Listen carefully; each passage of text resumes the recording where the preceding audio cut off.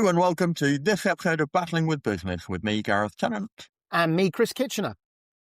And this week we're doing a sort of influencers episode, but I think we're going to concentrate less on the character of the individual and talk more about the influence that they had on the world. And whilst probably we are going to talk a little bit about them person, this is sort of a hybrid, I suppose, between an influencer and then generally just talking about systems and standards. It is, because this was such a fascinating story. So I'll, as you know, we do this every time when we sort of make a secret of it. This is Malcom McLean. But what's interesting is, even though you perhaps know the name of the person we're going to be talking about today, I'm guessing many people don't know who Malcom McLean is. And before I start, I should say that there is an excellent book by Mark Levinson called The Box. So before it sounds like I'm an absolute genius who knows everything about Malcom McLean, actually, this is mostly stolen from that excellent book. But as you say, that's absolutely right. So we're going to talk about Malcom McLean, and to sort of cut a long story short, he is the person that is credited with inventing the shipping container. And as you'll hear, that's not necessarily quite true, but it doesn't matter. Actually, he was not just a significant player. I think he was, without him, we wouldn't be where we are today. Let's put it like that. And as you said, what's interesting about this story is, first of all, as an influencer, as a person, actually, it is a really interesting story. And I think there is stuff that we can learn from him specifically. But again, as you say, this is actually a bigger story about systems and about the impact that systems have. So as we are recording this, there is a lot going on in the world, I think it's safe to say. I don't even know why I'm smiling. I think I'm smiling because that's the only thing you can do. There is a conflict 3,500 miles away. I went away and actually asked Google how far away we are from the Straits of Hormuz. And so technically, something happening 3,500 miles away should have a relatively limited impact on how we see things inside Oxford. But actually, as it turns out, that is absolutely not the case. And while we specifically today see the impact on oil, so this is obviously with the Iranian conflict and the fact that the Iranians have closed the Straits of Hormuz, we've seen petrol prices go up. I actually filled up my car yesterday, and I think it was 10 pence a litre more expensive for the diesel. But more than that, there are other aspects of the Straits of Hormuz which are impacting us. Here's your pop quiz for the day, Gareth, because it's always important to get you to contribute on these things. Can you name one other very significant item that travels predominantly through the Straits of Hormuz that is required by the modern Western world? Is it fertilizer? Oh, yes. Well, yes, it is fertilizer, but I want to go with something else. This is so interesting. So I know, I think it's 30% of the world's fertilizer moves through the Straits of Hormuz. That's absolutely correct. That is significant. And whilst oil has an immediate effect on the prices at the petrol pumps, fertilizer will probably have a slightly longer term effect because, of course, it affects crop rotations and yields and farming and all of that sort of stuff. What else? Trade. Well, there is an awful lot of trade, but there's one specific thing which I wasn't aware of until this week. I'll give you a clue. It is directly related to AI. So it's got to be something that is a precursor material for the manufacturing of computer chips. It is not, but you're getting close. I'll just, rather than spend the whole thing playing the guess the commodity, it is helium. So the Gulf states are some of the largest exporters of helium in the world. And today helium is used as a major coolant for data centers and thus powering AI. The point I'm trying to make here is something happening 3,500 miles away. We are connected to it. And one of the reasons why we are connected to it is the globalization of the world, items that come from the UAE have an impact on the day-to-day. I think we take this for granted. But I want us to start this story by going back to the 1940s. And again, reading the book from Mark Levinson, the Box. It's a really interesting story. And he talks about what it was like in 1940 to receive goods. And at that time, there was clearly international trade. There has always been international trade. But actually, in America, coastal trade was the big thing. So I want you to imagine you're standing on a dock on the US East Coast in the mid-1940s. And a ship has arrived from Europe with a mix of machine tools, ball bearings, textiles, and a bunch of other things that the Europeans are particularly good at making and that the United States needs. The problem is when the ship docks, the journey isn't over. Cargo isn't neatly stacked in uniform units. It arrives in a chaotic mix of crates, barrels, sacks, and odd-shaped machinery. Everything is moved by hand. So I have a little bit of experience of this in that in amphibious military operations, clearly we have to move most of our stuff by ship. And most of our stuff, whilst we absolutely use the shipping containers that we're about to talk about, a lot of our stuff is vehicles. And vehicles most of them don't neatly go inside shipping containers. So what you end up doing is stacking them inside ships. And because space is a premium, you end up stacking them not based on what's easy at the offloading point, it's what's easy at the inloading point and gets the most onto the ship. And what you end up having to do is either one of two things. You either have to stop before you get to where you're going to conduct your amphibious operation, securing the beachhead and doing all your inload, and rearrange everything, leaving some of it behind, but not that far away for the second load to come in. And that's exactly what they did in the Falklands. They stopped at the Ascension Islands, which was about halfway, unpacked everything, and then loaded it back in the order they want to bring it off. Or you end up playing a massive game of move all the stuff around whilst you're at sea, using helicopters and landing craft and bringing stuff onto upper decks, and it takes an awful long time because space is a premium. And I imagine in trade, it was about getting as much stuff onto the ship, and therefore you would pack things in, odd ways to get as much in as you could, but that creates this problem, as you say, at the point of offloading. Well, and you've struck on two important things. It takes time, and it requires expertise. It turns out, I bet there'll be a buffer on board the ship who says, "Don't put it over there, put it over there," and you can get more over there and more over there.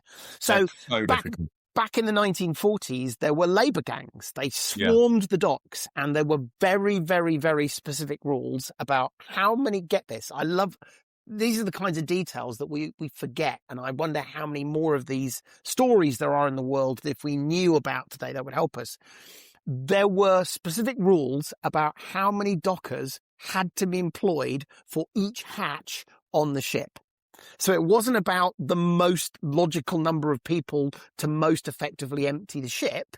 Over time, it developed where it was very unionized for excellent reasons, by the way, to protect the workers, because this was sort of an itinerant job.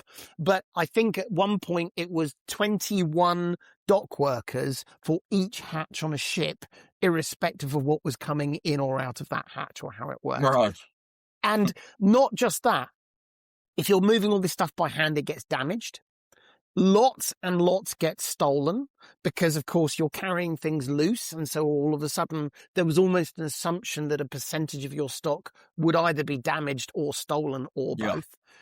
Paperwork is manual, fragmented, slow.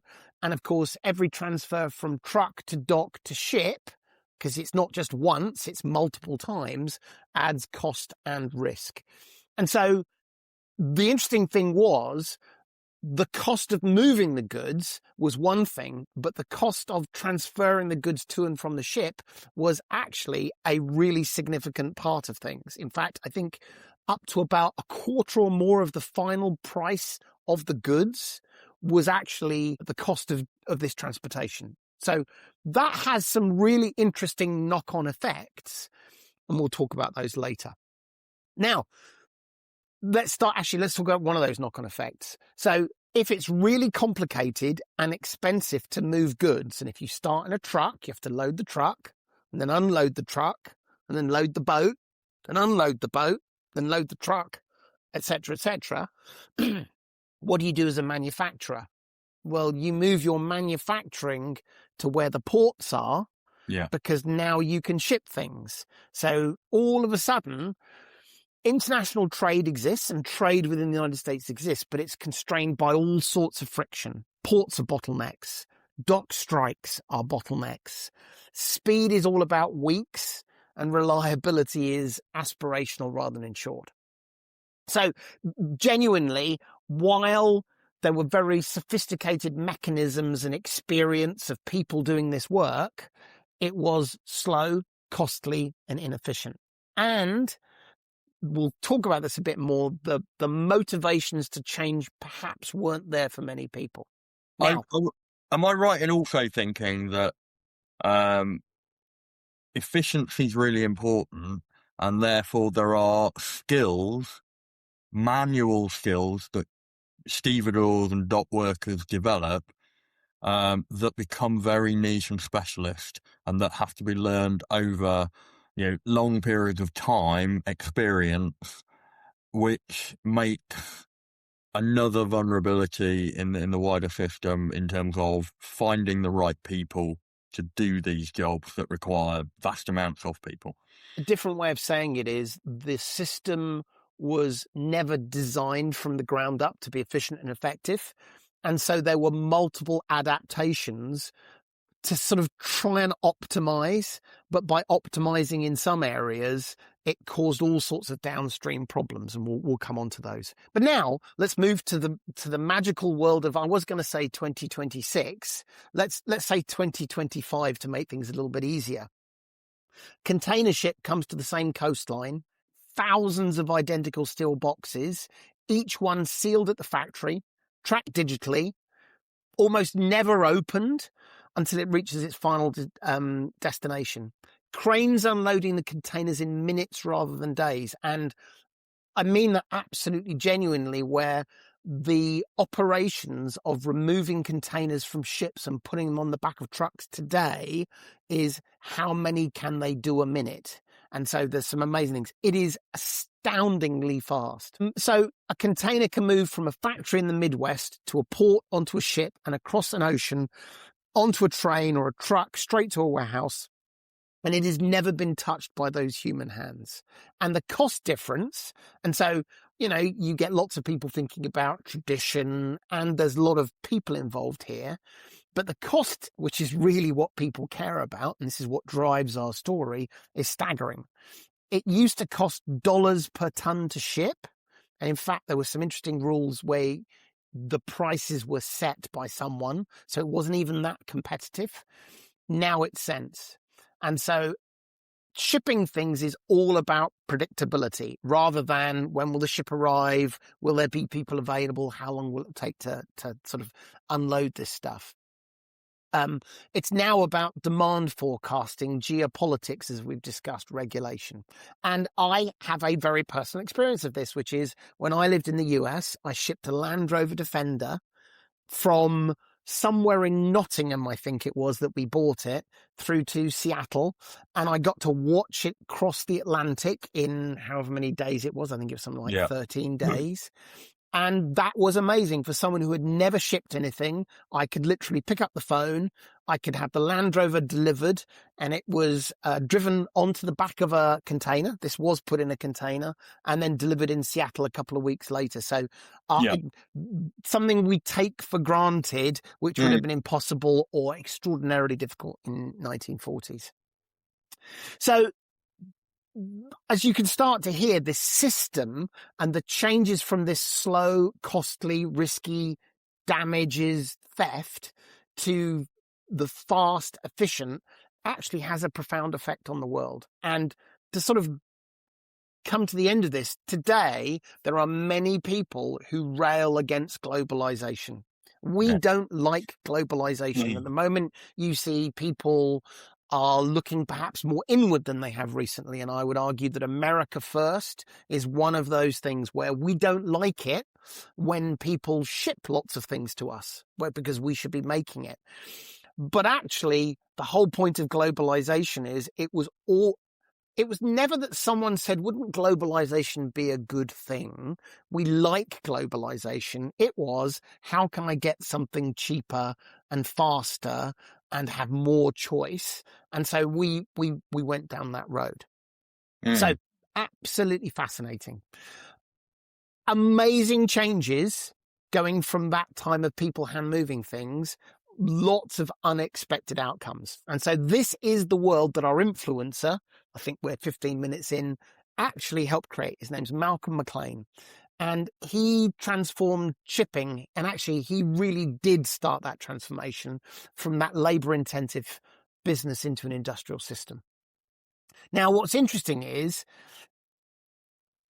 he notionally is credited with inventing the container, but arguably lots of people invented containers. And I think I read something in the book that said people have been putting things in boxes for many, many years, but it was how he did it and what happened beyond that was really interesting. And the story we'll tell is a really bumpy story, because we all love this idea of this crazy maverick had an idea, did it, and then won. You're going to hear there were lots of ups and downs. So Malcom McLean was a high school graduate from North Carolina, and he didn't like the way things were done. And this is a quote from him in 1956 when he was interviewed by the Journal of Commerce. "I'm not a shipping man. I'm a trucker. I just move goods from one place to another." And I really love that, which is there are many people who are very strategic and we know where we want to go. We go to the moon, be hags, 3 hags, all that kind of stuff. He was a guy who was a trucker. And he shipped things, and he thought he could make more money by shipping things more efficiently. So let's wind it back. In the Great Depression, at the age of 21, he bought a second-hand truck because he realized he could make a bit of money moving things. He only had a high school education, so he wasn't a graduate, he wasn't a consultant or anything like that. And he hauled empty tobacco barrels. He was his own driver, his own mechanic, and his own salesman. But he was actually quite good inherently at business, and he realized if he could keep his trucks moving while other people's trucks were standing still, he would make more money, and he could also undercut the price. He started to think about how scale and speed and systems could undercut the price. And naturally, through that process, and I won't go into too much detail about how he grew his business, but by the late 1940s, he's got over 1,700 trucks in his business. In fact, what he did was he found a group of other people like him, brought them together. They were successful together because now they had leverage and they had more capacity and so on and so forth. His eureka moment, though, was in 1937. And the legend of Malcom McLean occurred at a pier in Jersey City while he was waiting all day to deliver some cotton. Again, please see the previous conversation. He sat there and waited because the cotton had to be unloaded manually and put onto ships. And, he knew just as well as we've just described, it's slow, dangerous, and expensive. And he sat there and, quote, thought, quote, "It would be easier just to take my trailer from my truck and lift it onto the ship without ever touching the cargo inside." That's not the same as containerization that we know today, but all of a sudden he could transport goods faster and, more importantly, much cheaper. So he would drive the trailers to the dock, ship the trailer and its contents to another port, take it off, and then drive it away. And while that seems staggeringly obvious to us today, it was revolutionary. And while there'd been sort of people dabbling in this idea of boxes and putting things on the back, his was the first answer. And no one had thought of it from the truck driving side of things.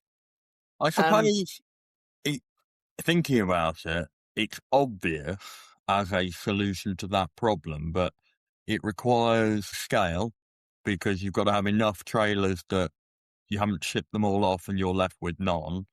So you also need to have as much business coming back as going. So you've got that constant flow. So there's a lot more to it than just, why don't we just not unpack the stuff? And what's really interesting is obviously I've talked about the book. Please do go read the book because it is really, really interesting. And it's not just about the container, it's the impact of the container on the world. Actually, I think he was a very pragmatic man. I don't think at any point he said, I've had an epiphany. I can imagine a brand new system that ultimately will ship things and they'll deliver it in minutes or anything like that. I think he literally just said, how do I make more money? How do I solve problems? I think he started solving problems one by one, and that iteration got him there. So I won't go into too much detail on this, but there were, it was a highly regulated industry, transport. In other words, truckers didn't get to decide the rates they charged. The rates were set by a government body. And not only that, but only certain people could transport the goods themselves. So you couldn't just say, oh, I'm going to go to the local shop and say, I'll deliver something for you up into Scotland. No. A company got the license to truck things up to Scotland and they were told how much they could charge for it. So very, very regulated. But at the same time, the shipping world, as in for ships, was a different world and a different business and charged at a different rate. So he put two and two together, and it wasn't just, can I put my trailers on the back of a ship?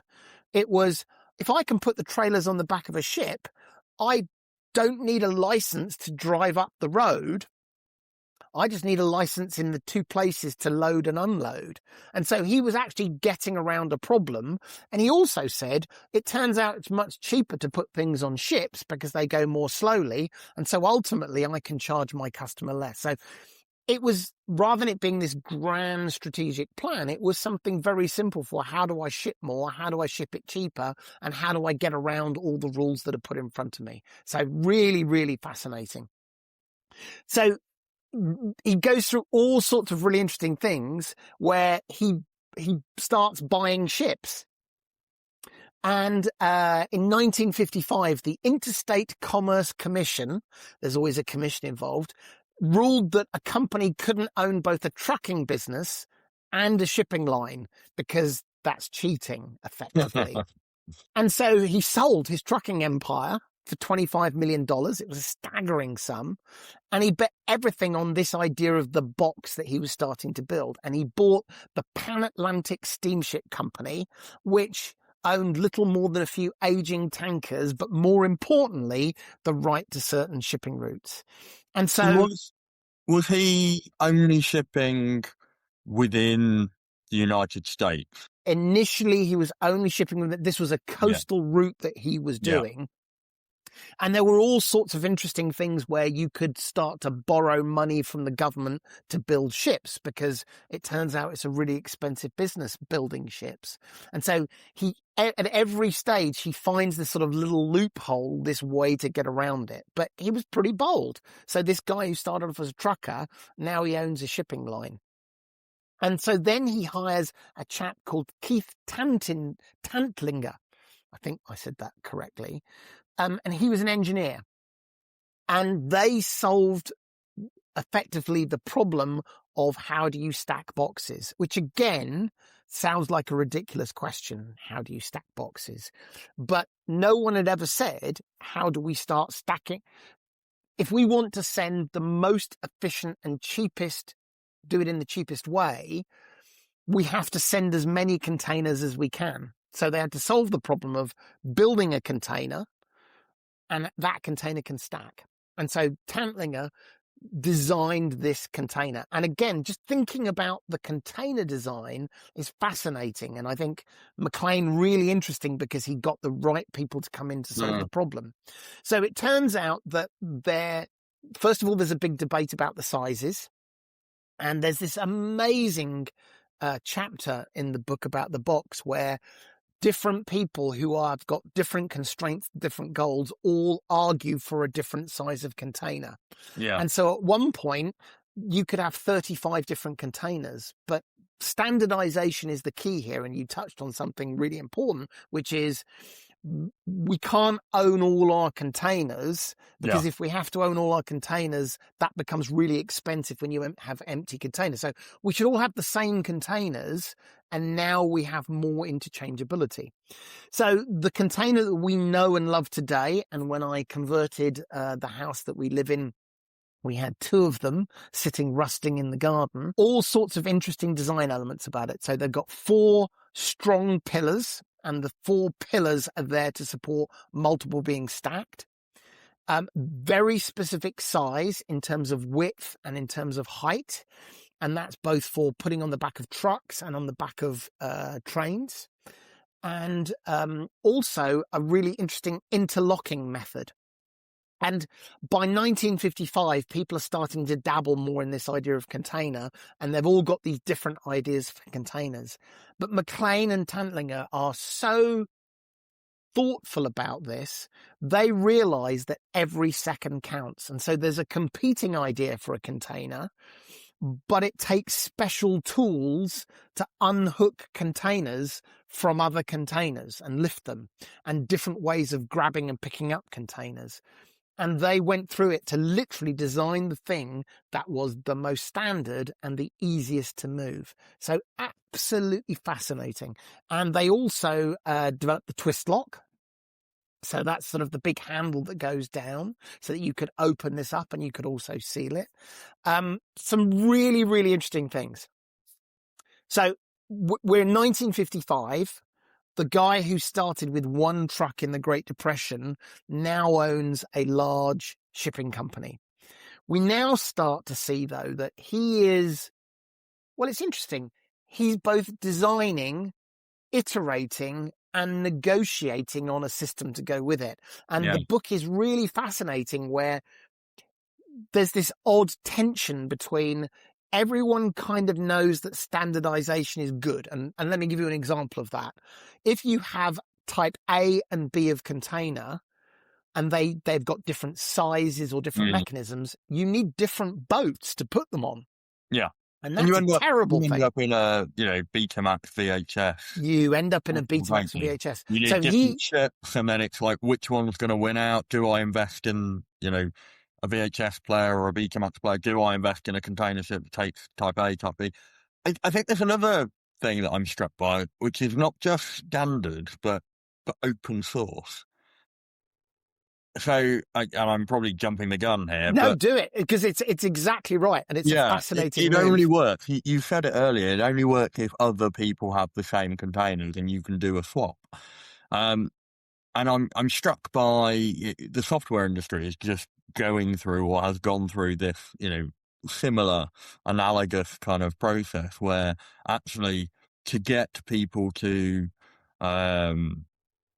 engage with software that is, we know software is iterative, it needs to update, it needs to move with the times, but is also platform agnostic. It is actually better for organizations and corporations to use open source their software to allow other people to create APIs, plugins, adapt it, make it what they need it to be. And that's, I think, why we've seen software move towards a licensing model, and people being far less restrictive about the inner workings of things. But I think what's so interesting about this, and I see this in my life today, which is open APIs mean that other people can integrate with you, and it brings greater value.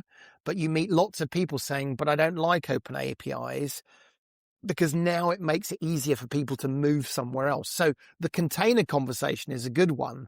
If I built a boat that takes certain containers, I'm now making sure people stay with me. If they've invested in cranes to pick up these containers, if there's docks that I now have protected my business. I think that's very short-sighted. But even today, we sort of see that. What you wouldn't want to do is patent your... Well, you might want to patent it, but then you'd want to allow people to copy it for free so that other people are producing the same containers, so that you're creating the market. Because and that is exactly what McClean did. So it's not actually, a zero-sum game, is it? there was a big debate amongst all the shippers on what the container would be. And there was also a discussion where the person said, well, if you want my container, you're going to have to pay me X amount of money every time you build a container. And what McClean said was, I give up the patent. You can all, this is exactly as you say, this is open source. That's fantastic. Because you want to grow the pie rather than take a bigger bit of a fixed pie. I mean, it's a rubbish analogy, but it gets used. No, but it's absolutely true. It's not zero sum. So he is starting, and this is a slow process, but he's starting to transform the way the world works. And, you know, we'll come on to a little bit more about sort of that next stage and what happens with McClean. But what we haven't talked about is what those downstream impacts are. And I remember growing up in the 80s and hearing about coal mining in the UK.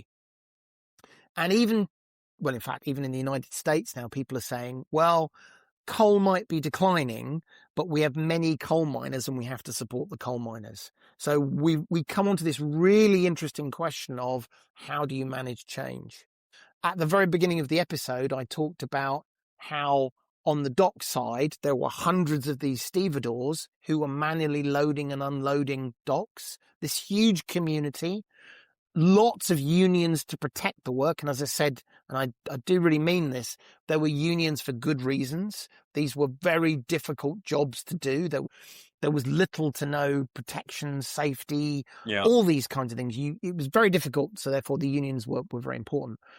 But all of a sudden, now with containers, something that would take a crew of 20 people an hour to move 20 tons of cargo, with a crane, a container, and a crew of 3 in the same time you could move 500 tons. All of a sudden, the world of stevedores and the whole industry, and think about this is a global industry, all of a sudden is threatened. And so what happens? Well, you might say the unions, sensing the change, think about how to make a sensible transition. And that would be a good thing, a difficult thing, but a good thing. That's not what happened. Powerful union leaders see this as a death sentence. And a guy called Teddy Gleason, who's from the International Longshoremen's Association.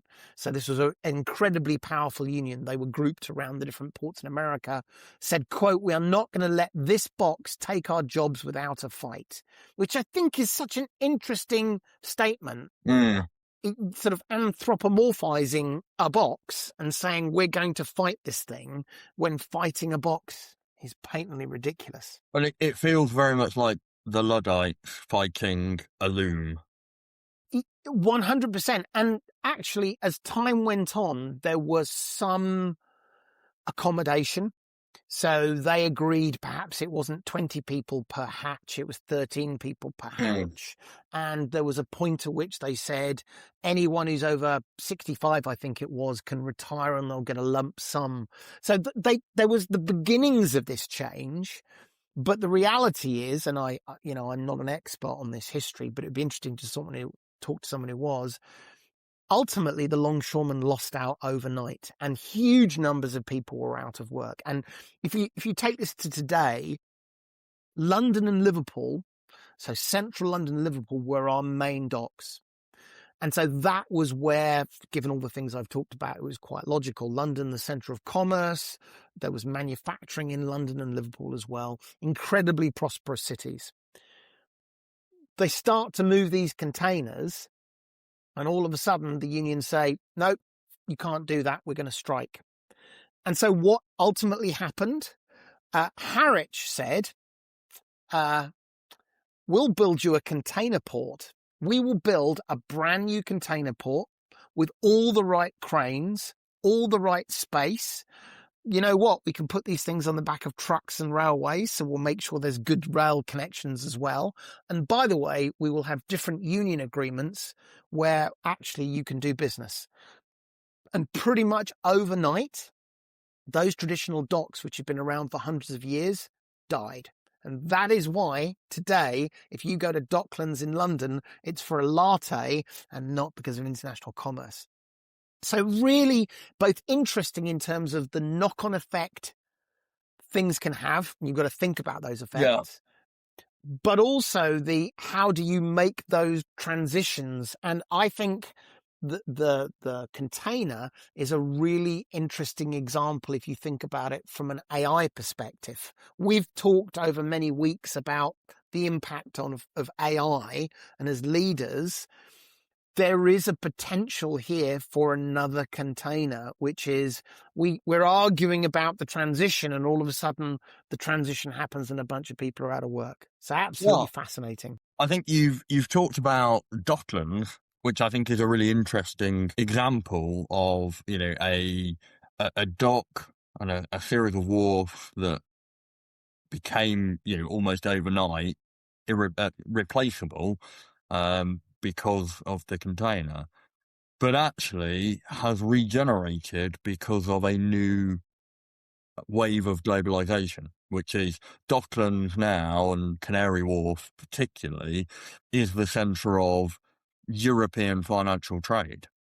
So perhaps we should take a break, and then when we come back, I know this is your episode, and you probably let's briefly finish the story of McClean, because there's some interesting ups and downs, but then let's talk a bit more about system thinking, and let's talk more about some of those sort of conundrums that we've talked about. All right, we'll see you straight after the break.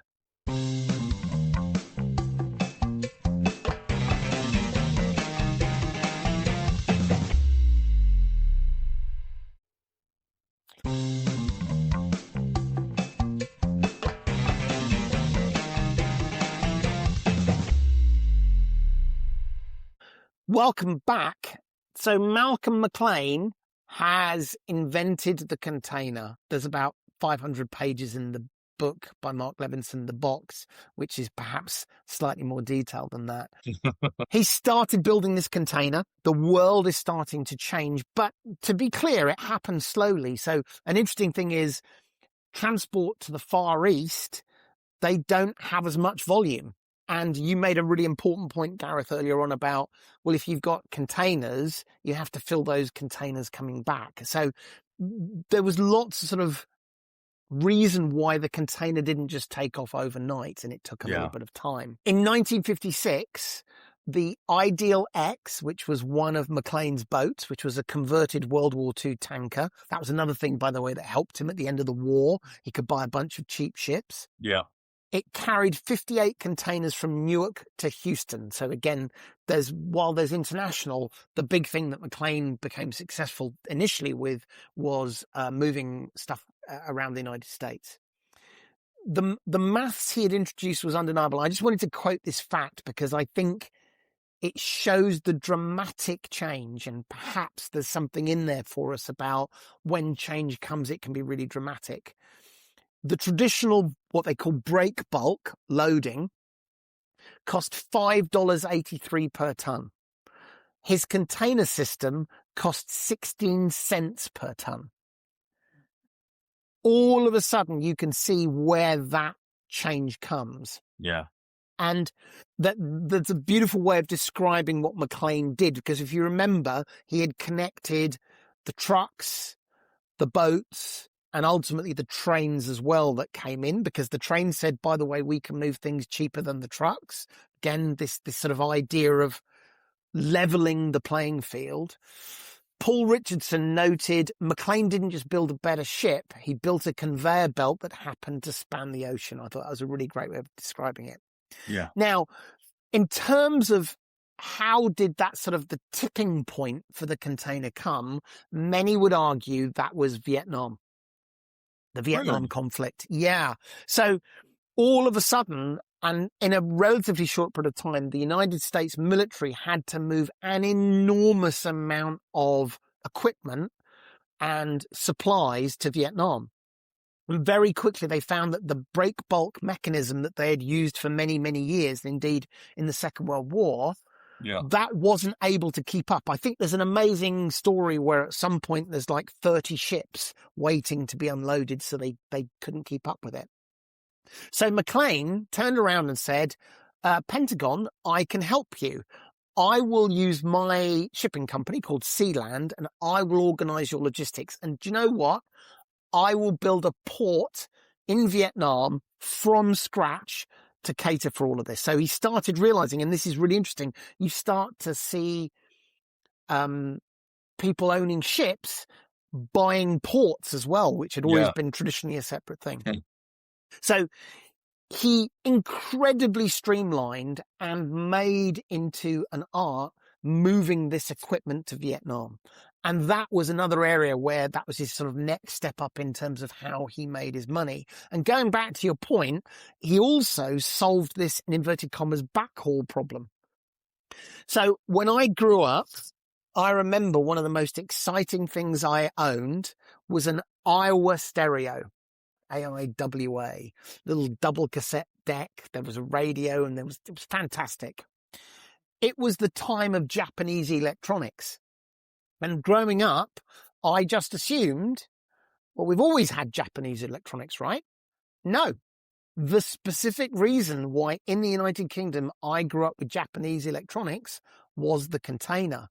The ships coming back from Vietnam were now filled with electronics from Japan. That was what started that revolution in terms of Japan being that powerhouse of electronics and starting that. So absolutely fascinating. I'm not going to go into too much more about the McClean story, except the slightly sad story, which was as you build these containers, they started to get into almost this race for building larger and larger and larger container ships. I think it was something like in the first ship that he, inverted commas, converted, he could ship 5 of these truck trailers on the back. And that number escalated. And he realized for him to do this, he had to keep building bigger and bigger ships that could take more and more containers. And of course, the problem there is building ships is really, really, really expensive. Here's an interesting thing I didn't know. I have a friend who's in the shipping world. Ships are bought and sold multiple times before they leave the dockyard. Did you know that? I did know that. I've It is done a little bit of work in the past in some security consultancy for the shipping industry. So I whilst it's definitely not my area of expertise, it is something I've sort of been on the peripheries of and sort of, yeah, so I was aware of that. It's absolutely fascinating. And so this idea of buying and building ships becomes really expensive. And the other thing is, if you think about how you build your business, the next thing you can offer is speed. So you can say, well, your ships will do this in 12 days. My ships will do this in 8 days. And all of a sudden, at scale, that becomes important. So in 1978, he bets on something called econ ships. And that's just, so it's the fuel crisis. And so he's building slow vessels designed for fuel efficiency. And so he's making a massive bet that he is going to have the right ships at the right time. Of course, mid-1980s, fuel prices drop, and all of a sudden, the ships that go faster, because they don't care about the cost of fuel as much as they did, outpace him. And in 1986, having started with one truck, McClean files for $1.2 billion worth of bankruptcy. And to be honest, is the end of his sort of story. Just to finish the McClean bit, in 2001, McClean died. And this was written, and I wanted to read it out as it was written. There's something quite touching here. Container ships all over the world blew their whistles. He is the man who shrunk the world into a 20-foot box, proving the greatest innovations aren't always complex technology. Sometimes they are just a better way to organize the work. So McClean, this fascinating character, there's a lot of grit, there's a lot of determination, there's a lot more machinations of how he buys companies and then leverages them to borrow money to build more ships. An absolutely astounding man, but really at the heart of this, which is both system thinking, globalization, and significant change in how you deal with the significant change. Yeah, it's fascinating. You were talking then about the the sort of the scaling up of ships so they can take more and more containers, and then the knock-on effect of, well, if you're carrying more stuff, the the shaving of, percentages, really tiny marginal gains actually compound and become really important. So I think that's a really good example of where this system of systems starts to have these second and third order effects. And I think we quite often, we think about the Gutenberg press as a revolutionary invention that changed the speed at which we can communicate. The Alexander Graham Bell, developing the telephone and the World Wide Web, Tim Berners-Lee. But actually, I would argue that as influential for the change in speed of passage of information would be the container, because you're sharing ideas by allowing people to trade more freely. And with trade comes innovation, sharing of ideas, knowledge, communication. So I think I would put the international shipping container up there as one of the innovations that has, surged human endeavour forward. Well, but isn't this interesting? And we should talk about how you manage this kind of change. Yes, it absolutely has, in the same way that the Gutenberg press did. It allowed more people to read. It meant that, you didn't have to be a very rich person to be able to read a book or learn information. But actually, there are all these unintended consequences, which I think, I don't know you can prepare for, but you just have to be really thoughtful about. So let's go back. I was fascinated. I was listening to The Rest is Politics, and they were talking about why it is they think that Biden and Kamala Harris didn't win the election. And rather than it being a very political statement, or people are stupid, they made a really, really interesting observation.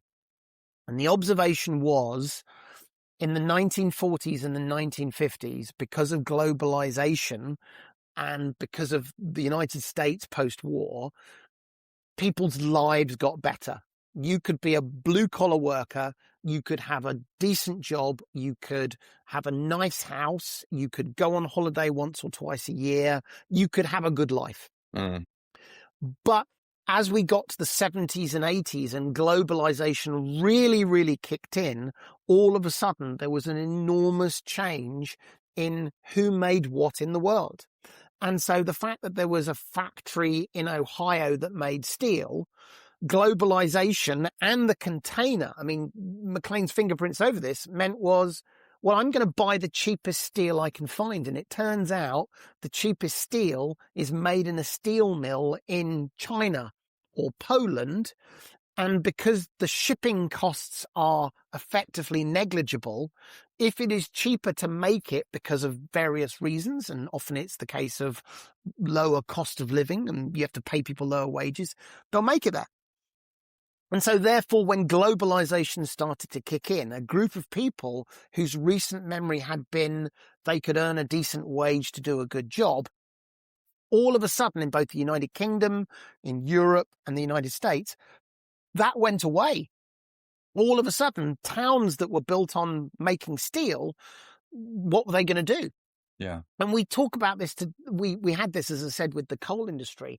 That's fascinating. And so part of this understanding the birth of the container and the birth of globalization, apart from system thinking, and we'll go back to that in a second, how do you manage change? I think it's really, really important that we learn why this has happened, because I can see people saying we should bring steel making back. Well, that would be great, but you want to buy the cheapest things in the shops, right? Yes. And if something is the same thing, but it's more expensive, you'll buy the cheaper one. Yeah. Yeah. Okay. That's why we buy t-shirts from China that we throw away, because it's cheaper. So we don't understand that we are in fact the architects of our own destruction in this sense, which is the reason why Port Talbot doesn't make steel anymore, is because we like buying cheap things from other countries. And it just so happens one of those cheap things is a thing you used to make. So I think understanding that, maybe a better way of me saying this is, the world is way more complicated than I think we imagine, and we're quite lazy sometimes not thinking about those implications. Yeah, I think you're right. I think there's an element of we probably did discuss and were aware of the benefits it brought until a generation after, where those benefits became the norm. And we didn't really stop to think about why and what is better about living in, the 2020s versus the 1950s. And there is a lot that is better. And it's easy to look back because there are some things that are politically contentious, or there are some there are certain demographics who are feeling disenfranchised, and there are these negative things, and so it's easy to look back and say, well, weren't things better? I think part of the challenge is we don't talk about history enough. We don't necessarily pull out and discuss the trade-offs and the benefits and the risks and the opportunities and the costs. And that has created an opportunity for people who oversimplify complex issues and blame somebody else for it. Well, I mean, that opens the political world we're in now, which is polarization and populism. bringing it back to the whole purpose of why we come together every week and have this conversation is, I think another way of saying what you've just said is, we need good leadership that understands it is important to talk about these things. And I think it's fascinating where we are, as you've indicated, and I think you're right, across the world, we have been very poor at explaining to people why this is true. Guys, we can have cheap t-shirts. We can fly on holiday wherever we want to go. We can, all these lovely things, lovely washing machines and big screen TVs. But by the way, this is the trade-off, and having that discussion. Here's a really good example, which I think you might have an opinion on.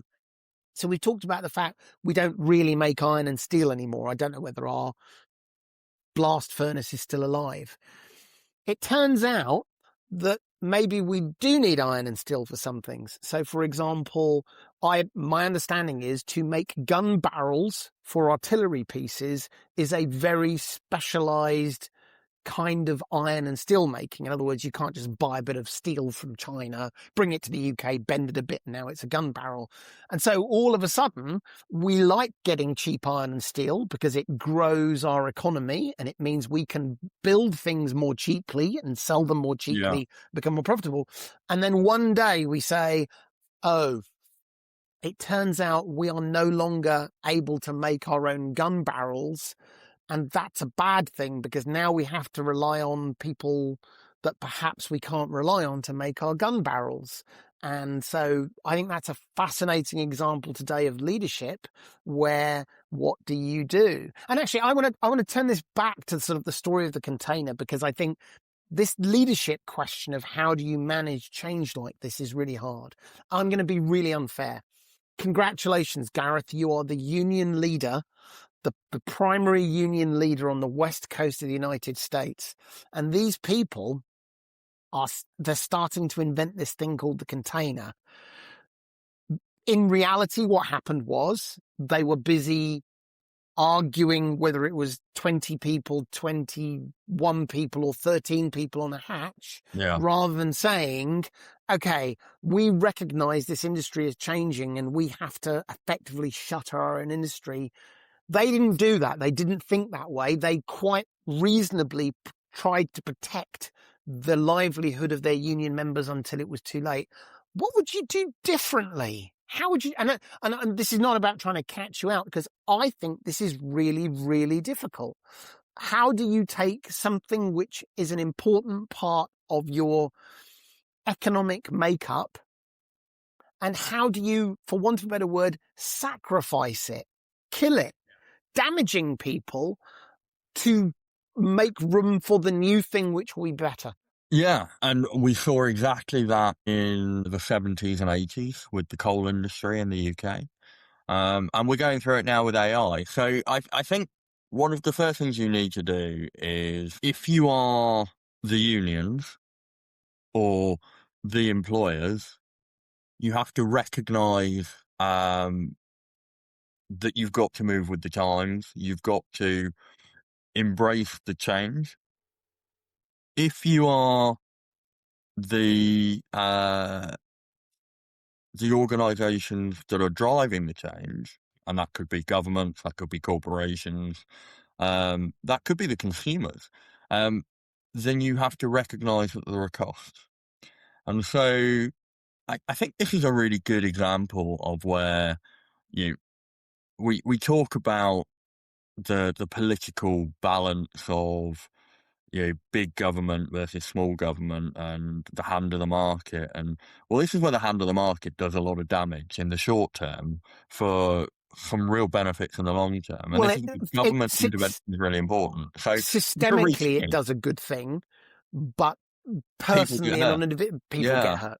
So I think, by the way, I think this is, I think AI is this example. Yeah. What do you do? I mean, I remember where people were paying off coal miners, and people were like, well, hang on a minute, why do they get paid off? You aren't paying me off. Where do you go? In fact, I mean, there were riots in the street about supporting coal mines. And today you look back and say, well, it would have been ludicrous to maintain the coal mines as they were. Yeah. I think we've got a similar problem coming potentially with AI. And if you go to the people involved and say, are you willing to fall on your sword? They're going to reasonably say no. They're also going to say, how do you know we should fall on our sword? Yeah. So And this is where politics meets economics, meets industry, meets security. These are all interconnected things, and you're right to highlight the need for good leadership. And part of good leadership is strategy. Being able to have a very clear vision about where you're going, by firstly anchoring what you value. What do you really care about? What's important as a nation, or as an organisation, or as a community? And another really important aspect of leadership is communication. So how are you bringing people with you, and how are you getting people to accept some of the negative costs that come with the immense benefits of whatever change we're talking about? And then a third aspect of leadership, which I think is really underplayed, often misunderstood, and not done particularly well very often, is risk management. And risk management is about understanding the factors that create risk, and then making decisions about where you're willing to either increase risk, dampen, decrease, mitigate risk, or accept risk.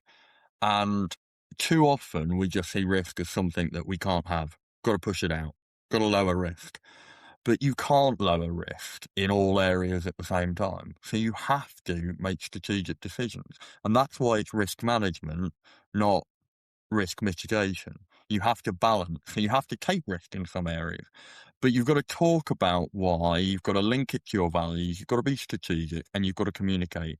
So I think there's a really important aspect of having public discussion, probing the problem and having feedback, and learning as you go. And it comes back to a lot of the things we've talked about before, but things like red teaming, what are the consequences that we've not yet thought about that could come to pass? And what warning signs will we need to identify in time for us to do something about it. I think while this is sort of talking about sort of this kind of significant change, the container being the example in this case, I think this is sort of a representation of all businesses, all governance, everyone, and how hard this is. Because there was something else as you were talking I wanted to throw in, which is what you've said is entirely rational and reasonable, which says we should find governments that are good communicators, that are red team, that are thoughtful, that are strategic. I think I would rather not be the prime minister right now. And it's not that I don't think I could do all of those things. I think we've articulated how you might do that, the thinking behind it. It is the 1,001 distractions every day. The people saying, no, but I want to talk about this thing over here. The people saying, no, you don't understand. It is incredibly difficult. And so maybe this is just in times of significant change, don't underestimate how hard it's going to be. Not because you're not able to manage the change. It's the bits that you don't have control over that will really, really hurt. There's one more thing I wanted to just touch on before we finished and have a quick chat about, and that is about system thinking. So, you know, the quote I gave earlier about he built a conveyor belt over the sea. And I think what that's trying to capture is there is this amazingly complex system that achieves this very simple thing from end to end. And system thinking is all about the how do we design something that creates this outcome and does it really well. What's really interesting about this is honestly, at no point was there systems thinking going into this. Now, that's unfair because someone will say, no, that's wrong, Chris. People built brand new ports with the right cranes to move things. Yes, that's all fine. But the reality was, it feels to me like this amazingly complex global system that we now have today, which is globalization reflected in the containers that move around the world. The reality was it was evolved and iterated on in an extraordinarily scrappy way. So there were 5 different kinds of containers that people built and used. There were different kinds of ships that were built and used. There were people that didn't agree with one another, and then someone bought all the people that didn't agree with one another, and then they agreed. Do you know what I mean? As in, this was an organic system with an attempt to optimize the organic nature of the system. And so I think there's something fascinating there where if you said, let's develop a global system from scratch on a piece of paper, maybe you wouldn't have what you have today. But you don't have that luxury to say, I'm going to assume that nothing else matters and I've got a blank piece of paper and I'm going to start again. So I don't know, what's maybe turning this into a question. In a system thinking world where you want to build a system, how do you best manage the world getting in the way of your beautifully designed blank piece of paper system? So I think the first thing to recognise is when you're talking about systems thinking, you're not trying to design a perfect system on a blank piece of paper. You're trying to integrate a new system, a system being something that input into A, does something, output is different. And you're trying to integrate that into an already established system of systems. So if we take a container ship system, for example, the system of loading and offloading is about, how do you mechanically pick these things up? And you might want to think about picking them up off trains, picking them up off ships of different sizes, over the water, picking them off the backs of lorries. So you want to create different but repeatable processes for these different. That's a mechanical problem. What you now want to do is integrate that into a human system of stevedores and longshoremen who need to get paid, who have political clout with the unions, who can create significant economic friction and barriers and pressure. So you're now trying to integrate a new technology into an economy. And then you want to think about the system of commerce. What are the implications of speeding up the loading and offloading of goods? Well, I imagine, and I haven't read the book and I wasn't around, but I imagine there were lots of goods that were coming off ships that previously had fresh fruit and vegetables or meat or, produce that is life packed in ice that were suddenly left in warehouses that didn't have appropriate refrigeration because things were coming off faster than people could cope with them being unloaded. So there were probably quite a lot of knock-on effects to, the meat processing industry, the fish processing industry, the way that fruit and veg is sold in markets. And I imagine, and I have no evidence, again, I haven't read the book, but I imagine that the introduction of the shipping container was part of what drove the revolutionary change from small markets to supermarkets and hypermarkets.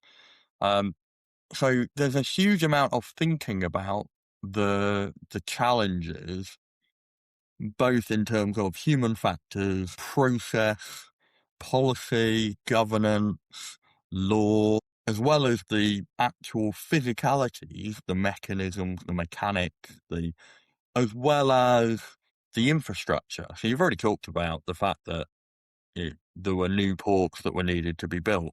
Well, presumably, once you start saying, well, we can now put these containers on trains, on rails, which is new, and it's quick and easy. Well, now you need rail lines that go into your ports. Well, rail systems are an infrastructure system that themselves are a system of systems that were designed around, conurbations that have grown, moving people and goods inside land masses. So moving a rail line or building extensions is an incredibly complex thing. HS2 has proven that. So suddenly you're either having to move your ports or move your railheads, probably through relatively built up areas. So there's all of this stuff, and that's before you even then start to move on to what's the impact on climate. And I think perhaps one of the things we haven't talked about, but is one of the huge negative consequences of globalization, and particularly the globalization of the manufacturing and transport of goods, is the devastating effect it's had on ecosystems and climate. And that is a complex challenge that we are only just starting to understand and tackle. It seems to me that the world is quite a complicated place, and in fact, the world is simple, but simple things are hard. It was interesting as you were talking about systems thinking, and I'm not an expert on system thinking by any means, but it struck me there are two things that I would want to think more about. The first one is I think your idea about this integration of, and I'm going to use the phrase black box things. Yeah. That says there's an input and there's an output, and something magical happens in the black box. And inside the black box, there are 15 squirrels turning handles. It doesn't matter if next week it's 3 donkeys turning handles. The point being is that if you can keep the input and the output, and you can do the bit inside the black box better, the rest of the system continues to work, or notionally continues to work. I think that's absolutely true. But then the second piece is you also have to be careful, and this is the trade-off you always have, which is tweaking the system versus changing the system. So if you had all the same inputs and outputs, you just did them a lot faster, you've just got a slightly faster, inefficient mechanism. There's a point at which you do have to revolutionize and say, well, it turns out we're going to send things by aeroplane now. Hang on, no, you don't understand. Trains, trucks, and ships. That's what we deal with. So anyway, there's a lot going on there. So, I think, yeah, I think before we finish, I would probably just say that systems thinking is an approach to thinking about systems. That's a patently obvious statement. But once you get into it, you start recognizing that a lot of the things we talk about and talk about regularly are, are components of a recognized academic practice of systems thinking. So we've done a whole episode, I think, on emergence. Well, emergence is a concept that comes from systems thinking, and it's the idea that the whole is greater than the sum of the parts of the system, and the trends and behaviors of systems aren't predictable, but they emerge over time. And that's because of self-organization. So order emerges from seemingly chaos in ways that are difficult to predict, because things that seem uncoordinated become coordinated. So markets are a really good example of that. We talk about the hand of the market. Well, there is no giant physical hand. That is an emergent property where equilibrium is found through supply and demand. Prices rise and fall. People buy more or less stuff on what they can afford, and that creates this emergence. But then there's a couple of things that we need to understand, which is the idea of interconnectedness. So everything is connected to everything else to a greater or lesser extent. We talk about ecosystems, systems of systems. But those connections are not always tangible. They're not always recognized. They're not always well understood. Some things are really obvious. So the connected nature of rail lines to ports, when talking about trade, is probably an obvious dependency and relationship. The connectedness between the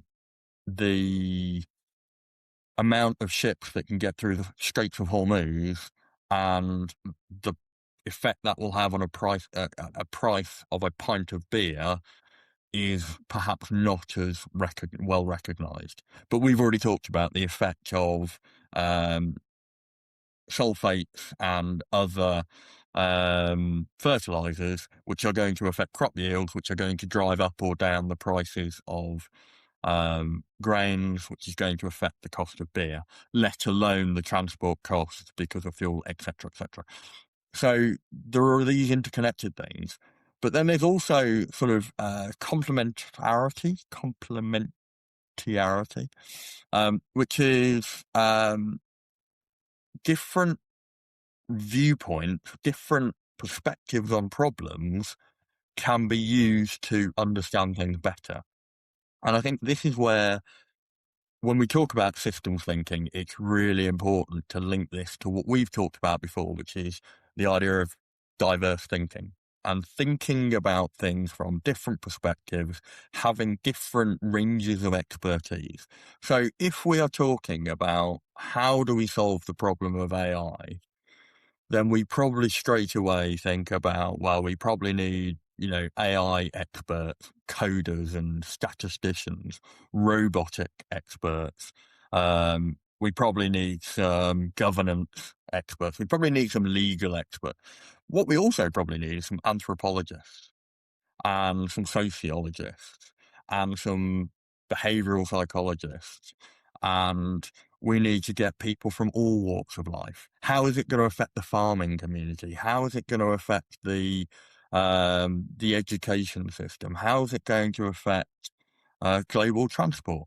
And so having different viewpoints allows you to attack a complex problem and see those dependencies and relationships, which allows you to then start to do prediction far more, I was going to say accurately, far more in a more informed way. effectively, because it's not about accuracy, it's about learning as you go.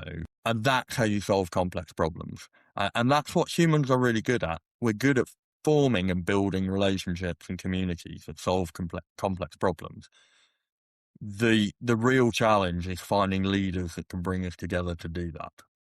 And that to me is, and this is a great way for us to finish today, is in almost every conversation we have, we come to the same conclusion, which is, and that's why it's really important to have good leaders.